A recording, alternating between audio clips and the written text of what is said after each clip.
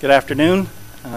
Welcome, and thank you for the opportunity to join you today and speak to you late in the afternoon when the eyes are starting to get droopy and everybody's got ice cream dripping down their chin. By the way, I saved my ice cream for later so it wouldn't get on my tie here. In my presentation today, I'm going to speak about U.S. oil sands, which is developing a commercial project south of Vernal in the PR Spring area. And I'm pretty excited about that, and I hope that you will be as well when as we go along. A couple of precursor comments. First of all, I'm a Canadian. You may notice it in my speech, and so stop me to interpret if I say some of the process words instead of process words and stuff like that, and I end everything with an A. So we'll move along. I would also note that when I was first introduced to Tammy, I noticed that she always had a sort of a nice but somewhat strange smile when she looked at me, and I presumed it was because as a Canadian I was doing something different or weird, my clothes or the way I spoke. But then I noticed that actually Tammy has that smile on for everybody. And I would note that part of what happens here in Uintah County is Uintah County is very welcoming to people, especially if you've got something new to bring to the table and you've got a project you want to work on. And Tammy is the front and center of that. The energy that she portrays and brings every day is something that I think is pervasive in this county, and perhaps she started it all, or she's just emblematic of it. But I think we all owe a big appreciation to her for helping to make today come together. It's a synergistic group of people who are can-do and focused on bringing opportunity forward. And the second note that I would like to bring about is we've heard a lot of different kinds of resource talked about during our day here today, and I thought it might be useful to talk a little bit about terminology.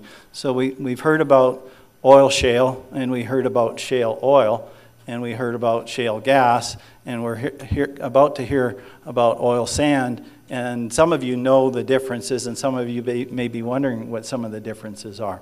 So those of you who know what I'm going to say here, I apologize because I'm probably not going to do as good a job as you might. I'm an engineer, not a geologist, and the engineering degree came some 30-something years ago, and so allow me a little license.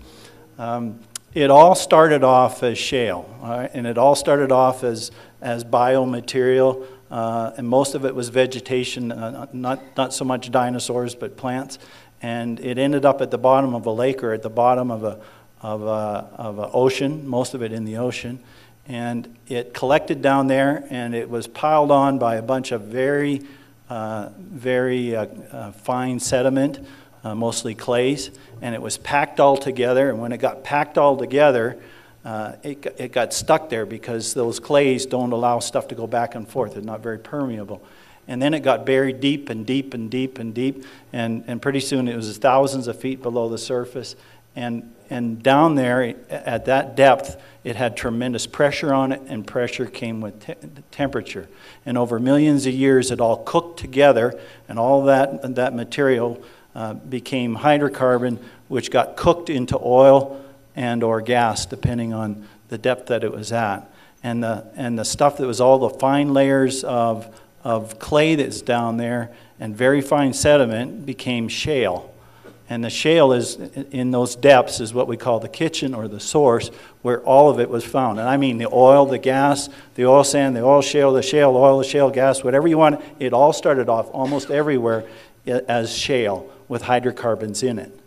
Now, the way it became different depends on the geology and what happened with it afterwards. And so what happened afterwards is typically shale doesn't produce, all right? Until some of these guys came along and started doing massive fracks and all that stuff in it. It doesn't produce. It's a source rock, but it's not a reservoir, and it doesn't produce very well. So what happened is it had to migrate into reservoirs, which are typically sandstones out there. And so all the oil and gas production that we had over the last 100 years, most of it came out of sedimentary rock that was formed by shale, migrated into those reservoirs, and was produced out. And most of that stuff is gone. And now, so we're going to look for more of it. And we say, well, you know, there's still a bunch of it stuck in the shale.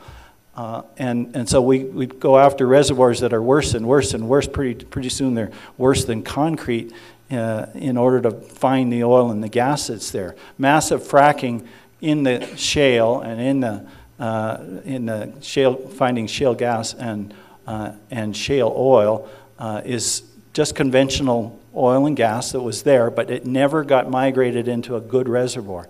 So now we're going after it, and there's an enormous amount of it. And it's pervasive, and every place that has oil and gas also has shale oil and shale gas. But there's a lot more of it in some places than others. And so that's why we're out there looking for it. Now, there's also oil shale. And oil shale, for the most part, is a hydrocarbon that's in the shale, but it didn't get cooked as long and turned into normal oil and conventional oil and gas. And so even after you did a massive frac on it, it still wouldn't flow quite as well. It needs some more upgrading that happens with a retort when you heat it up. And a lot of people lump oil, shale oil and oil sands together, and they're not at all the same. Oil sands is basically light oil that migrated out of the shale into the sand, and then the earth was uncovered from all those thousands of feet of oil or of rock that was above it, and it came close to the surface. And in many places, it actually breached the surface. And all the light parts, all the natural gas disappeared. It went up in the atmosphere, formed greenhouse gases, made the earth warmer at an earlier point in time. And all of the light ends, the gasoline and everything, leaked off into the rivers and caused cancer amongst the dinosaurs and everybody else. And all that was left was bitumen, really, really, really heavy oil in the oil sand reservoir. And it's located very close to the surface, and now it's waiting for us to figure out how to get out of the ground. So that's a little lesson in how it all got there and why we're all related, because we're all in the shale, all right? We're all shale producers, just at different points in geologic time. Forward-looking statements. Why do we make those? Well, a lot of us make light of it because we got lawyers that tell us we have to put it up and tell you that we're not responsible for the things we say. Actually, this is up there because we are responsible for the things we say. As an officer of a publicly traded company, I am accountable for what I say. I cannot get up and make an environmental claim about what I do without being held accountable by a securities commission in my country, in Canada, and in yours. All right, now that same is not true for most people who speak about our business. You might keep that in mind relative to what's there. I'm accountable for every fact I give you and what I say in the public because my stock trades in a public stock exchange. Today I'm going to speak about Utah's extensive oil sands reserves. It's oil that's there that hasn't been spoken about today. I'm going to speak a little bit about my company and its breakthrough extraction process, which we think is going to revolutionize the oil sand business. Within that, we have a project that's ready to go and in development stage and will be on production in 2 years' time at PR Spring. I'm going to speak about environmental leadership because it so happens that the breakthrough technology that we have is the premier environmental performing oil sand project anywhere in the world, and it will be exhibited first in Utah. And I'm going to talk about how all of that comes together to fuel the economy, which others have addressed and in which we're not unique in relative to our impact in the economy. So, first of all, why oil sands in Utah? Well, first of all, that's kind of where it got put. There's a lot of oil sand in Utah, not as much as there is in Canada, but still a very large amount. Utah is a good place to look for the oil sands and to do business in the oil sands or in the oil and gas because it has a good business environment, it has a sound regulatory framework. We have close proximity to markets with good transportation mechanisms. Operations can be conducted here at low cost because there's good access to infrastructure, services, mining expertise in our case is important. You may not know it, but although we have a lot less oil sand and bitumen here in Utah than in Canada, we have a much higher quality bitumen. It's low sulfur, basically a sweet oil. It's lighter than Athabasca crude and much easier to refine. With the good technology, and we'll talk a little bit more about technology in the oil sands, the economics are attractive. Of course, like the other projects here, because it takes a lot of capital and it takes a lot of work to do this, it provides good jobs and lots of revenue, which provides a return for all stakeholders, which includes governments, and in the case of Utah, the schools, as well as the investors. And of course, we provide energy for America. And by the way, when Columbus came over and discovered America, he didn't know there was a difference between Canada and the United States, and didn't know that we're going to be fighting over whether our pipelines could come down to your place, and or whether you would send cars up to our place and all the rest of it. So let's think of America in the broader North American context. Utah has over half of the United States bitumen resources. These resources are well defined because they're close to surface. It's one of the few places on earth where you can do your exploration by walking around it. All right, if you walk the ravines in the PR Spring area, you can see the bitumen and you can map it geologically without ever having to drill your first well. It's estimated at between 20 and 30 billion barrels of oil in place. That's a very large number. To put that into context, first of all, that's over half the United States bitumen, and it's more than the total proved reserves of all of the United States of conventional oil. That includes Alaska, Deepwater Gulf of Mexico, West Texas, and anywhere else that produces conventional oil. It's more than all of the oil in proved reserves. Now, there's a big difference between oil in the ground as a resource and a proved reserve, and it's the job of companies developing it to turn one into the other. Let me introduce you to U.S. Oil Sands.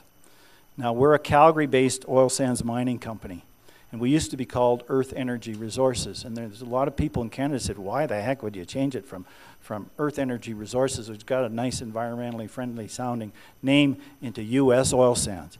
So it's in the United States and it's oil sands. My God, everybody hates you. So, well, the fact is, we're proud of what we've got. We've got an outstanding technology. Our oil sands that we are developing are in Utah, and it's a good place to do business. And so we put our name right front and center because we're a U.S. project, we have a U.S. company, and most of our money will be raised in the United States. And we have oil sands which we're proud to develop and which are going to form an important part of the Utah economy, and we're going to do it in an environmentally responsible way that's going to turn the world on its ear. Our company is a public company listed in Toronto. We have a proprietary extraction process which enables clean bitumen extraction from oil sand. Many people, when you get to see what we do, and if you ever get a chance to actually see the process in its actual state, you will be blown away by it and think of this as many people do as an overnight sensation. I would counsel, although we haven't turned our first dollar of profit, it's a company that's been 10 years in the making with $20 million invested, a good amount of that in Utah. This company was 8 years as a private company before going public. We've done a lot of research.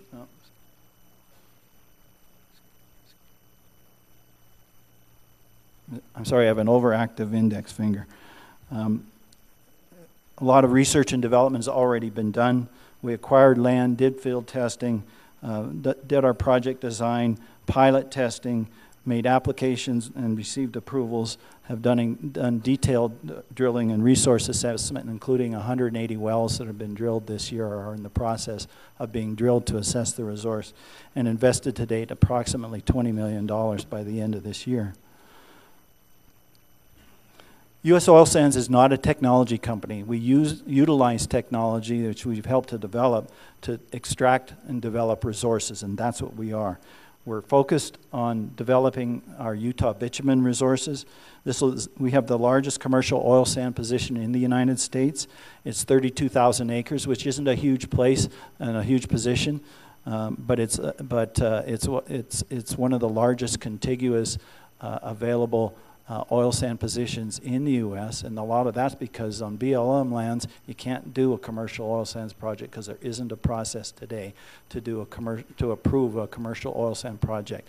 It's being developed, and I hope it'll happen soon. But right now we're working on state lands because there is a process to do that. We expect to develop 50,000 barrels a day over the next 10 years. We'll have our first project on stream in 2 years on our 5,900 acre block, the first block that we've been working on for the last 6 years. We build modular plants, which allows us to build them up slowly, plant by plant by plant. We use sequential development. They are very low capital cost on a $1 per barrel basis, 10 times cheaper than the oil sand mining projects that are currently being developed in Canada, including the next project to come on stream by Exxon. Exxon's project will be $109,000 per barrel per day of capacity. That's their announced capital cost. And ours will be $10,000 per barrel per day. Modular plants is partly what allows us to do that. Sequential development, low capital.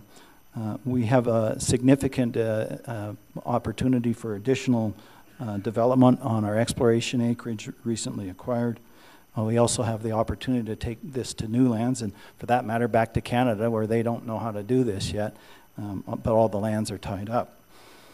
We have a very small footprint, less than half the size of a comparable project in Canada today. This will be leading environmental performance in every regard, and I will speak more to that. We have no tailings ponds, and we have rapid mine reclamation. So, on our lands, what we find down in the PR Spring area, which is the land holding that's to the east, the right-hand side of the map. You see a small red area, that's our first mine and our first project. We have multiple bitumen beds with combined thicknesses up to 100 feet. Most wells are in the order of 50, 60 feet of combined pay thickness. We find the bitumen on average 20 feet below the surface. Our internal estimate for the 3 beds of development on this 5,900 acre lease is 250 million barrels. And I can tell you that we don't have to worry about whether we intersect the potato chips with the wells. We just take the whole bowl of potato chips and take it all out of the ground. And we put it all into the hopper at the bottom, strain out all the potato chips, and you get all the chips. We get 96% recovery on average, and up to 98.5% in our tests. Significant exploration lands also on the map here, which are potential for the future as well. U.S. oil sands extraction process is an adaptation of existing Canadian processes. We have the addition of a proprietary solvent, which improves the recovery. The solvent is a biosolvent. It comes from orange peels. It's been used for degreasing for 60 or 70 years, and any of you are auto enthusiasts or work in a mechanic shop, or you buy biodegradable cleaning products, you are using this already. But it's never been used in the oil sands before, and we've developed a process to do that. This allows us to separate the oil from the bitumen. We use water, but all the water is recyclable. And that means we don't need tailings ponds to separate it all out over 30 years. This is an enormous reduction in capital equipment. The biodegradable solvent is a wonder. We recycle it. So we have increased our bitumen recovery to 96%. We recycle the solvent at 98%. We have low water usage. We recycle 95% of the water, and we use no harmful chemicals. We use small modular plants, rapid construction and deployment, which will take 3 months to construct in the field after we've assembled it in advance.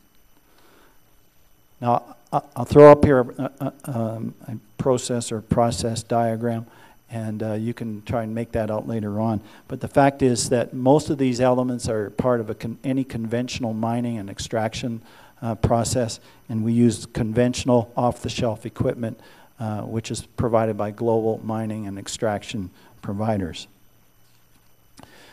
We're planning our first project, as I mentioned, to start in 2013, but we're planning after approvals to develop a significant number of additional modules.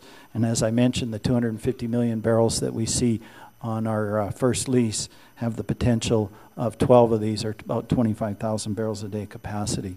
Each one has the potential over 30 years of developing 20 million barrels. One of the good things is that there isn't a decline associated with the production that comes from a resource such as this. So as long as you've got stuff to mine, it keeps on producing, and it provides a long life resource, not unlike the shale, oil shale that we talked about earlier. Okay, our project is an economic wonder based on a technology. It happens that it also is an environmental wonder. We're not developing it because it's a great environmental performance, but it does have great environmental performance. And to do that, I'm not going to tell you about anecdotally the individual things that we're doing that are better. I'm going to give you a report card relative to each of the areas of the environment that we measure ourselves on. So in terms of air quality, it's best in class. The other mining projects that you find in the oil sands all have significant emissions associated with it. Our greenhouse gas emissions are lower. Our carbon dioxide, our sulfur emissions are non-existent. It's best in class. On the land footprint, we don't have any tailings ponds, which take up half of the surface area of a conventional oil sand mining project. We have a very small process area, which also takes up sizable land. And our process area, because we built them on skids and we move them around, is very portable. So we're in and then we're out and we're gone. And it's not there forever. It's best in class. Our water impact, we use half the water that a conventional oil sands mining project uses. We recycle 95% of our water, and the water comes from deep wells, does not come from surface. In energy usage, we use less than a third of the amount of energy that's used in situ processes, and best in class on the mining side. So in situ is the underground guys that put steam into the ground, and the mining is what develops 20% of Canada's oil sands right now. Best in class. And because energy use is primarily where the greenhouse gases come from, it's best in class. It's lower than the marginal conventional oil sources that are available to America today. It's lower greenhouse gas footprint than imported oil from most of the places that we import it from, and it is best in class. And these things, you hear me saying them, and you say, well, let's see if action speaks the same way. We're confident of this, and I can tell you that when you see the project go, you will be impressed, and you will see that performance. And the rest of the world's going to want to know how it was done, and they're going to look to Vernal and Uintah County as the place it was done first. The next slides that I have here explain a little bit more about those environmental performance. It'll be in the documentation that you can get later, and so you can see where it all comes from. But in the interest of time, I'll skip those.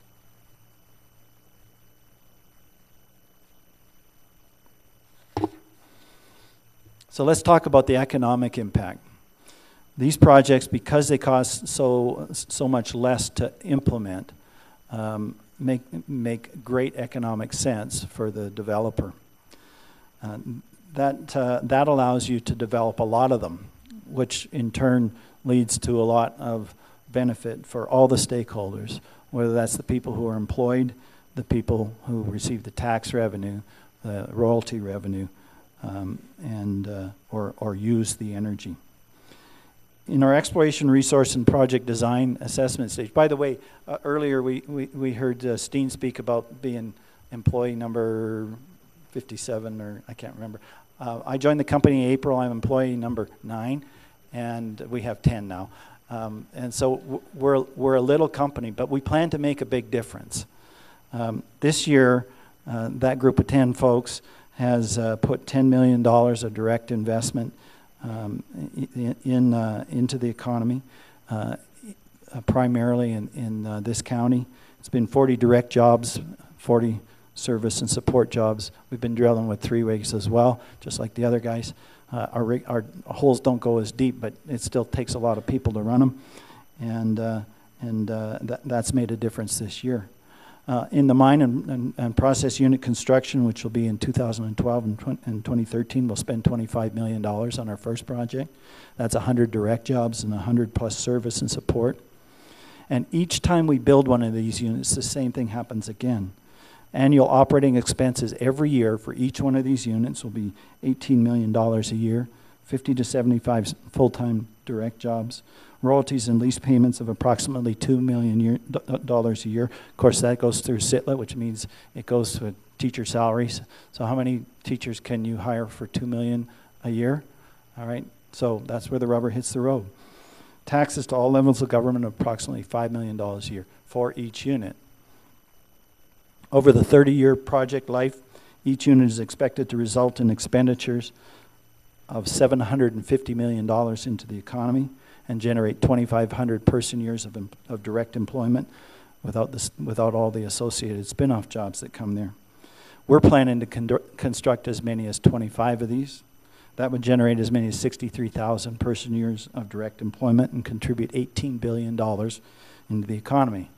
We'll probably be more than 10 folks here doing that, but that's our plan. Utah has the potential for far in excess of 100,000 barrels a day of bitumen production. In fact, our company can see developing 100,000 barrels a day of production on lands that we have identified and see as productive and potentially productive. That's by developing less than 5% of the bitumen resources in the state. It would generate in excess of $100 million a year of royalties and lease payments, a total of $3 billion to public schools, generating $250 million a year in taxes, or $7.5 billion in total, spending over $30 billion in total investment and expense, generating in excess of 125,000 person years of direct employment and as much as 375,000 person years of associated employment, and $100 billion into the economy using multipliers. So how do we make that all happen? Well, that was kind of the question that was asked to the congressman earlier. So I might put it in a couple of different terms. I didn't raise my hand because I didn't want to upstage myself later on. But first of all, we need pioneers, because this is new stuff and nobody's ever done it before. And second of all, it takes a lot of money, and risk capital, as we heard earlier, is fearful. Today, I can tell you the value of my company's stock is very low because we're seen as a risk, even though this project is ready to go and we're going to be in cash flow in 2 years. And raising more money is even harder. Risk capital is not only scared, but it's also not very patient. In the early stage of development, it's very, very fragile. One of the big problems that we got out there is that most of the resources aren't on state lands, and there is no process for development of commercial projects on federal lands. And this needs state support to drive forward. And we already heard it today. There's a lot of folks that are talking the same language. Secondly, a lot of the state lands, the conventional oil and gas operators hold, in many cases, hold the bitumen rights, but don't have plans to develop it. And so in some regard, these are sterilized. So we need to work together with a lot of folks that are in this room that may not even know that they have bitumen on their lands or that they have the rights to it. And we all need to work together. And then we need what I would call a balanced approach to obstructionists. And this is quite different from people who refer to those lands as protecting them. I might call it as excluding them or obstructing them, because the objective isn't to protect them, it's to keep us from developing them. So what we need is a balanced approach. We need to stop thinking about it as winners and losers. We win, they lose, they win, we lose. And we change the policy every time we get a new government in office. We need something that transcends all that. And it means a healthy debate and public discourse is good, and difference of opinion is acceptable. We want to make sure that this discourse doesn't go on just to delay. And that's not in the public interest. We need a way of moving to the end point. And one of the ways to do that is to make sure that people bring facts. We participated in the PEIS process, and what I heard was an enormous amount of emotion, and a lot of people who felt very strongly about something but didn't understand it very well because they didn't have facts to talk about. And so that's what we all need to bring, is we need to go and do the homework and find the facts and put it in the public purvey and provide it to the secretary, because I don't think they have all the facts. In fact, I think they're missing a bunch of them. And we need to make sure that it's part of the real debate that comes out there. And if anybody's interested on facts on oil sands, I can give you some links. Give me your business card or send me an email, and I will provide you with links that will provide some of the facts, such as it takes 100 times more water to make a barrel of ethanol than it does a barrel of bitumen. Bitumen has a lower greenhouse gas footprint than ethanol does. A third of the corn in the United States goes to making ethanol, which is not making a lot of difference out there right now. It does result in you paying a higher price for your gasoline, which is forced to have ethanol in it. And that would feed 35 million people if you would put it into the food chain, which is hard to do and arguably wouldn't be done. But it's part of the debate. Let's put the facts on the table as to what it costs in real terms, what the real environmental and social impacts of the decisions that we make. And lastly, I'd like to acknowledge again the services and community support which we've received in this county have been outstanding and are a big part of the reason that we're working here. Be pleased to answer questions. I think I'm beyond my time, but I can do that afterwards, and thank you very much.